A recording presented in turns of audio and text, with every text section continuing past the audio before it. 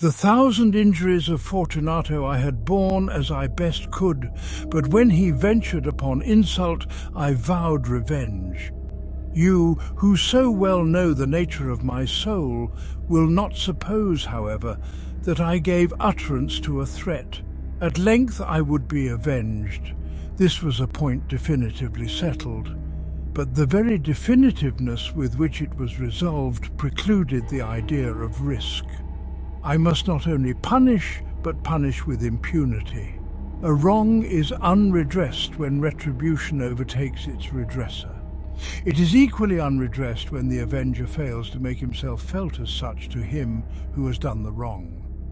It must be understood that neither by word nor deed had I given Fortunato cause to doubt my goodwill. I continued, as was my wont, to smile in his face, and he did not perceive that my smile now was at the thought of his immolation. He had a weak point, this Fortunato, although in other regards he was a man to be respected and even feared. He prided himself on his connoisseurship in wine. Few Italians have the true virtuoso spirit. For the most part, their enthusiasm is adopted to suit the time and opportunity to practice imposture upon the British and Austrian millionaires. In painting and gemmery, Fortunato, like his countrymen, was a quack, but in the matter of old wines he was sincere. In this respect I did not differ from him materially. I was skillful in the Italian vintages myself and bought largely whenever I could. It was about dusk, one evening during the supreme madness of the carnival season, that I encountered my friend. He accosted me with excessive warmth, for he had been drinking much. The man wore motley. He had on a tight-fitting party-striped dress, and his head was surmounted by the conical cap and bells. I was so pleased to see him that I thought I should never have done wringing his hand. I said to him, "My dear Fortunato, you are luckily met. How remarkably well you are looking today. But I have received a pipe of what passes for Amontillado, and I have my doubts." "How?" said he. "Amontillado? A pipe? Impossible. And in the middle of the carnival." "I have my doubts," I replied, "and I was silly enough to pay the full Amontillado price without consulting you in the matter. You were not to be found, and I was fearful of losing a bargain." "Amontillado? I have my doubts. Amontillado, and I must satisfy them. Amontillado. As you are engaged, I'm on my way to Lucchesi. If anyone has a critical turn, it is he. He will tell me—" "Lucchesi cannot tell Amontillado from sherry. And yet some fools will have it that his taste is a match for your own. Come, let us go." "Whither?" "To your vaults." "My friend, no, I will not impose upon your good nature. I perceive you have an engagement. Lucchesi, I have no engagement. You'd come." "My friend, no. It is not the engagement, but the severe cold with which I perceive you are afflicted. The vaults are insufferably damp. They are encrusted with nitre." "Let us go, nevertheless. The cold is merely nothing. Amontillado, you have been imposed upon, and as for Lucchesi, he cannot distinguish sherry from Amontillado." Thus speaking, Fortunato possessed himself of my arm. Putting on a mask of black silk and drawing a roquelaire closely about my person, I suffered him to hurry me to my palazzo. There were no attendants at home. They had absconded to make merry in honour of the time. I had told them that I should not return until the morning, and had given them explicit orders not to stir from the house. These orders were sufficient, I well knew, to ensure their immediate disappearance, one and all, as soon as my back was turned. I took from their sconces 2 flambeaux, and giving one to Fortunato, bowed him through several suites of rooms to the archway that led into the vaults. I passed down a long and winding staircase, requesting him to be cautious as he followed. We came at length to the foot of the descent and stood together on the damp ground of the catacombs of the Montresor. The gait of my friend was unsteady, and the bells upon his cap jingled as he strode. "The pipe?" said he. "It is farther on. said I, "but observe the white webwork which gleams from these cavern walls." He turned towards me and looked into my eyes with two filmy orbs that distilled the rheum of intoxication. "Nitre?" he asked at length. "Nitre," I replied. "How long have you had that cough?" "Ugh, ugh, ugh, ugh." My poor friend found it impossible to reply for many minutes. "It is nothing," he said at last. "Come," I said with decision, "we will go back. Your health is precious, you are rich, respected, admired, beloved, you are happy, as once I was. You are a man to be missed. For me it is no matter. We will go back, you will be ill, and I cannot be responsible. Besides, there is Lucchese." "Enough," he said. "The cough is a mere nothing. It will not kill me. I shall not die of a cough." "True, true," I replied, "and indeed I had no intention of alarming you unnecessarily. But you should use all proper caution. A draught of this Medoc will defend us from the damps." Here I knocked off the neck of a bottle which I drew from a long row of its fellows that lay upon the mould. "Drink," I said, presenting him the wine. He raised it to his lips with a leer. He paused and nodded to me familiarly while his bells jingled. "I drink," he said, "to the buried that repose around us, and I to your long life." He again took my arm and we proceeded. "These vaults," he said, "are extensive." "The Montresor," I replied, "were a great and numerous family. I forget your arms. A huge human foot door in a field azure. The foot crushes a serpent rampant whose fangs are embedded in the heel. And the motto? Nemo me impune lacessit." "Good," he said. The wine sparkled in his eyes and the bells jingled. My own fancy grew warm with the Medoc. We had passed through walls of piled bones, with casks and puncheons intermingling into the inmost recesses of the catacombs. I paused again, and this time I made bold to seize Fortunato by an arm above the elbow. "The nitre!" I said. "See, it increases. It hangs like moss upon the vaults.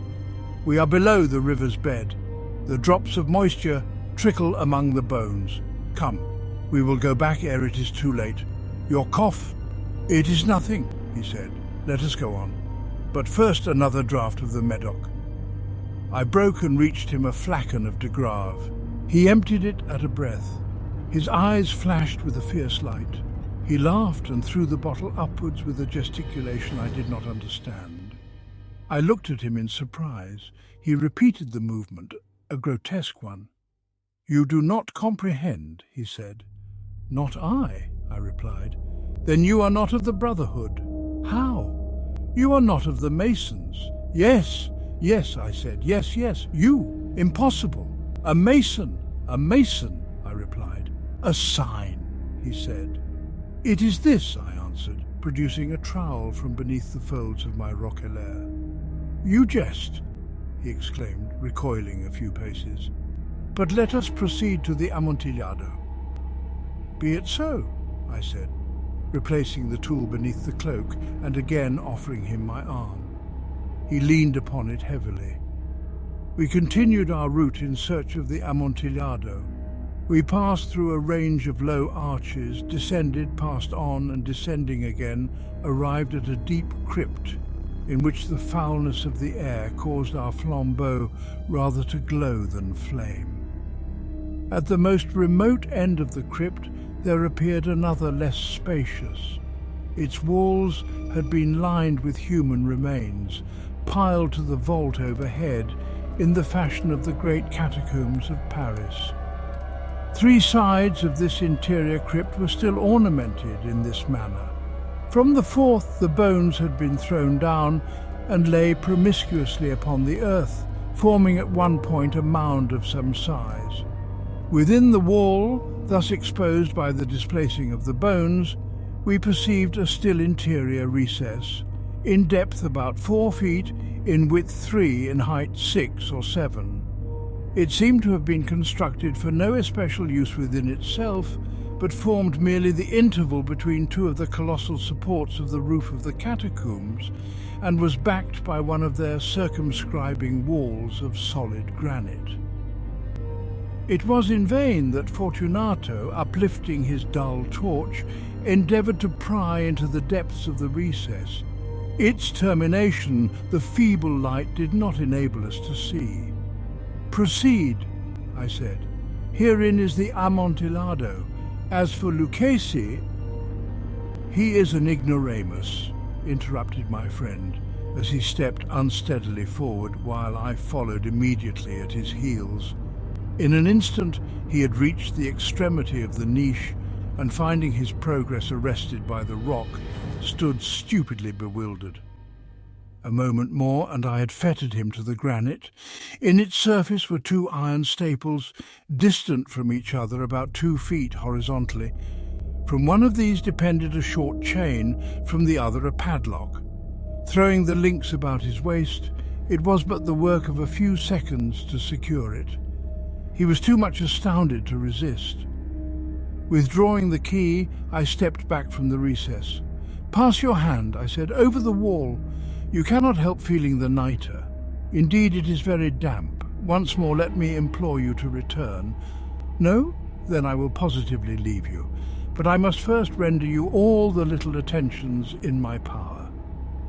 "The Amontillado!" ejaculated my friend, not yet recovered from his astonishment. "True," I replied, "the Amontillado."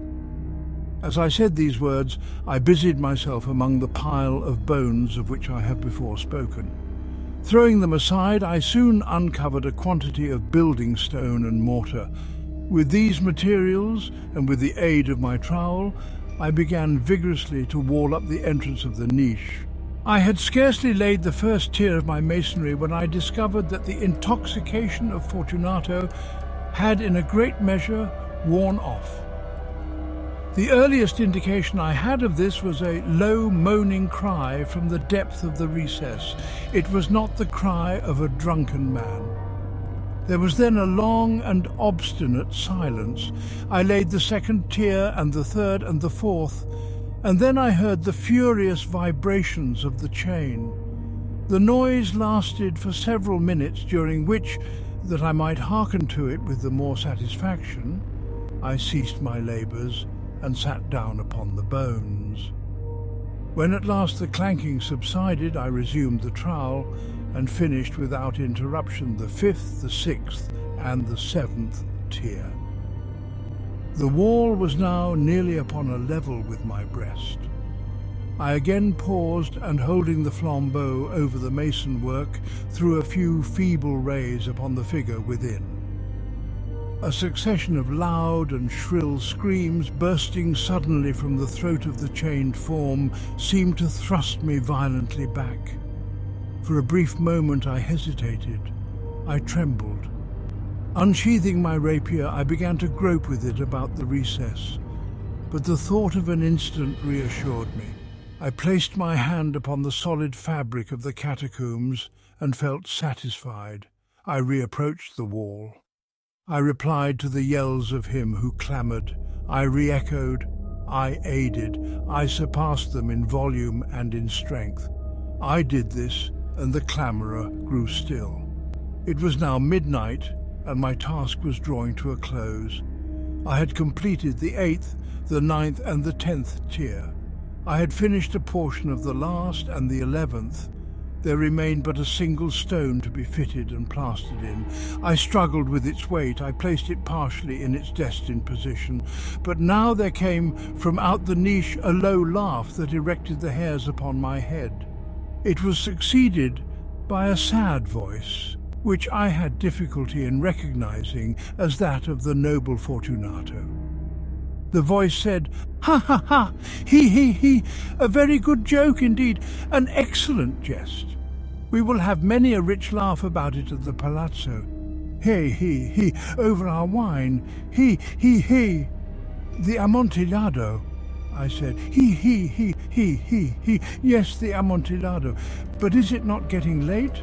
Will not they be awaiting us at the palazzo, the Lady Fortunato and the rest? Let us be gone." "Yes," I said. Let us be gone. For the love of God, Montresor. Yes, I said, for the love of God. But to these words I hearkened in vain for a reply. I grew impatient. I called aloud, Fortunato! No answer. I called again, Fortunato! No answer still. I thrust a torch through the remaining aperture and let it fall within. There came forth in return only a jingling of the bells. My heart grew sick on account of the dampness of the catacombs. I hastened to make an end of my labour. I forced the last stone into its position. I plastered it up. Against the new masonry I re-erected the old rampart of bones. For the half of a century no mortal has disturbed them. In pace requiescat. Thank you for joining me here at Nightmare Theatre. My name is Arthur Pembroke. I'll see you tomorrow night.